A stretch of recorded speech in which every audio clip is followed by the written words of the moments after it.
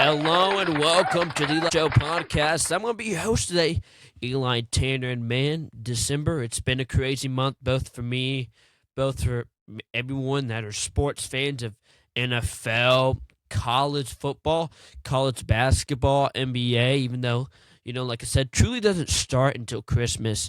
But I'll tell you what, it's a great time. It's a great time. It's felt a little slow for me, and I truly don't feel in the Christmas spirit. But you know what? It's Christmas time coming up in a week. It's going to be Christmas Eve for me. Most of y'all going to see it in under a week until Christmas Day. That's amazing. Just the joy of coming down. But I'll tell you what, it's been crazy. There was a little bit of sports, a great NFL weekend. I'll tell you what, I'm just going to start off by saying this.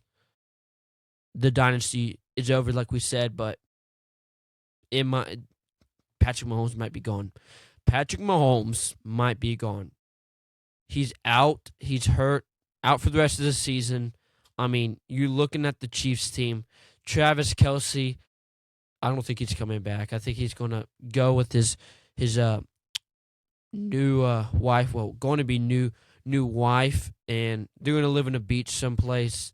He's going to go to a few concerts, maybe go shirtless to the Super Bowl like his brother. You never know. Patrick Mahomes is gone, and he might go to another team. Just to be honest with you, if you're a Chiefs fan, it's over for you.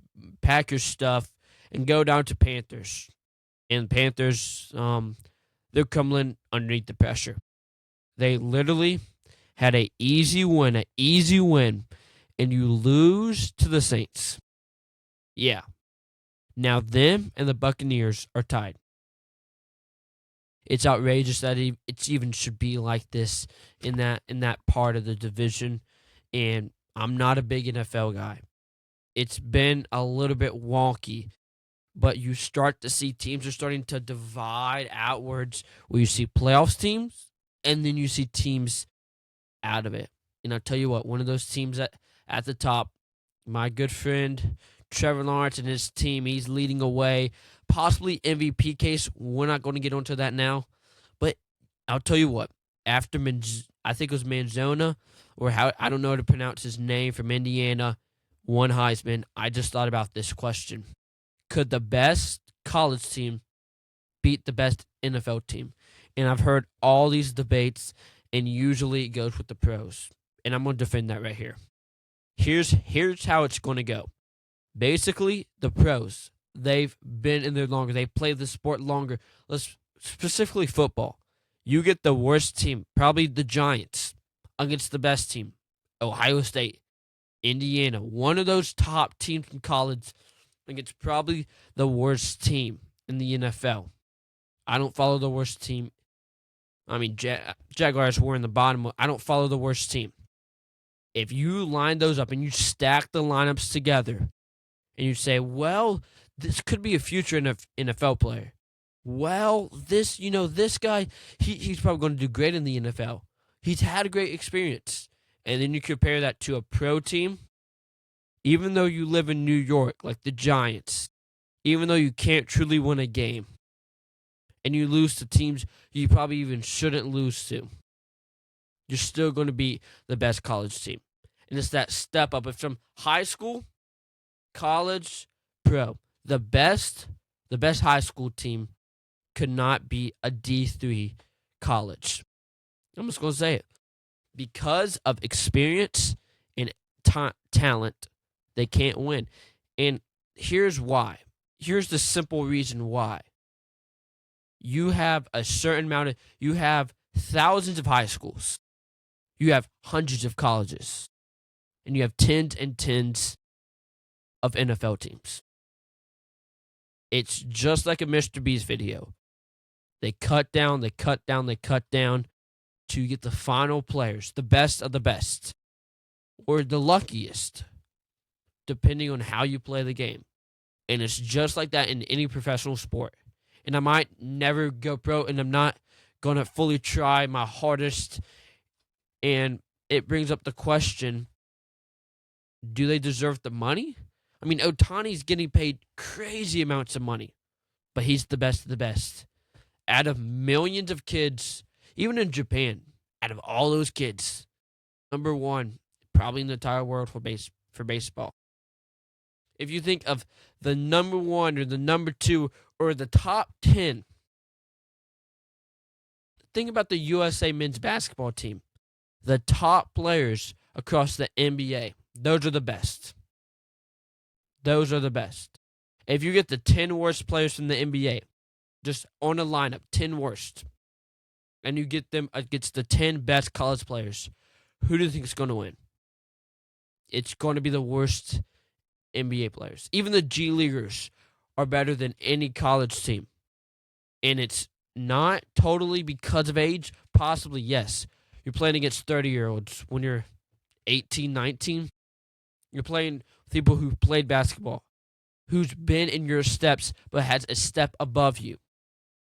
All about it is it's experience, it's skill too.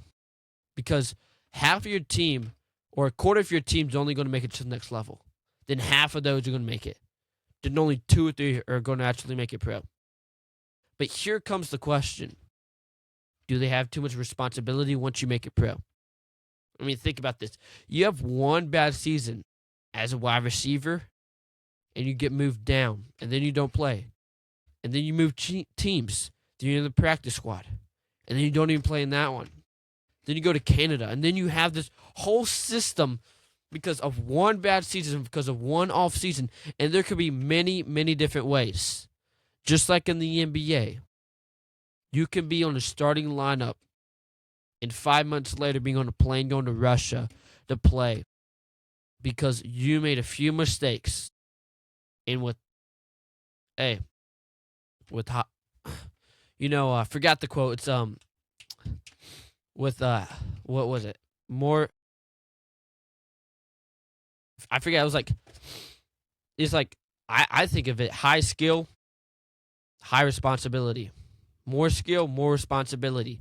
And if you don't meet those responsibilities, you turn into a Georgia football player. Just look at the DUIs they have. Look at all that. And if you think about trouble, look at the Michigan head coach. I'm just going to say it. Michigan should get rid of football. All their coaches are cheating. The whole school's cheating. And just the cheating scandals are getting out of control in college sports. And in pro. Sports betting. Outrageous. You're cheating. You're really not cheating. You're throwing a game for sports betting. And they're getting down onto this. But there's so many things going on in sports that are, well, not based off of not based off of the rules of the game, but because you want to win and you want money. And we talk about all this athletes and stuff. Hey, high skill, high responsibility. Once you reach that level, there's only a few that level, but you can get brought down pretty quickly. Well, also, the higher you get, it's supposed to be refs, supposed to be fair, know the rules well. I'm just going to say it. I'm tired of refs. We're just going to get AI robots out there. I'm going to state my case right here. Every single ref has a brain, right? A human. They all have some sort of bias. It could be they like a player. They see them. They have more skill. Oh, we're going to call more fouls on them. They see a team have two are too great. They're going to call more fouls. Or the opposite way. They're good, so we're not going to call fouls. As a player that plays in middle school basketball, I see the worst of the worst refs. I see the ones that have day jobs in the factory, that couldn't make it. Their high hopes in the NBA, maybe in the ref in the NBA, turns out to be, them reffing a middle school basketball game for Ralph Chandler. It's funny.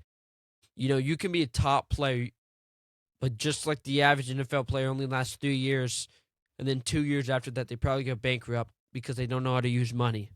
So can refs. And it's outrageous. We have to use some kind of system. In college, it's crazy. College football, I don't like the refs. We have to have a central power for the refs because it's by conference. And they do different review systems. And they have all this different stuff. And you literally, there's not responsibility taken by the NCAA to say, here they have rules, but then they interpret them differently. They train refs differently. ACC, SEC, Big Ten, all these refs. I like the NFL, and they're good. They're sensitive. They're pretty good, though. College has to take that. High school has to take that. High school refs, they're not very good either. Most of them, no offense if you're a ref hearing this, most of them can't even walk in a straight line. They can't even jog with them. I was at a game, and this guy, probably 30s, 40s, he wanted water after 3 minutes of the game, just running back and forth with a bunch of teenagers. Yeah, we lost the game, too. I mean, if y'all ever heard of Bryson Middle Basketball, they've always been known to be good. We lost. It was a close game. Win them by 22-20 at halftime. It was a tight game. But, you guys see these games a lot. There's like 2 minutes to go, and it's like right at that 8, 9 points, and you just need a few more points.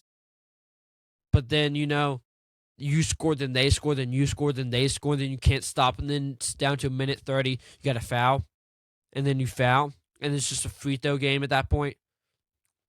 You go on, get a quick layup, then there's a minute 30, and you pass it, and you try to trap, and the ref calls a foul.